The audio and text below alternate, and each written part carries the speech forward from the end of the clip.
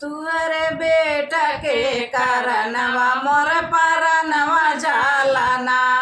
तोहरे बेटा के कारणवा मोर परनवा झालना। मोर परनवा झालना, मोर परनवा झालना। तोहरे बेटा के कारणवा मोर परनवा झालना। तोहरे बेटा के कारणवा मोर परनवा झालना।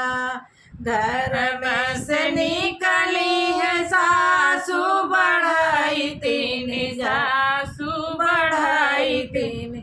बहुअर धीर धरना, बहुअर धीर धरना। हमारे बेटा के कारणवा एक ललनवा पौलुना। हमारे बेटा के कारणवा एक ललनवा पैबुना। घर में से निकली है जेठनी बढ़ाई तीन, हो जेठनी बढ़ाई तीन। छोटी धीर धरना, छोटी धीर धरना।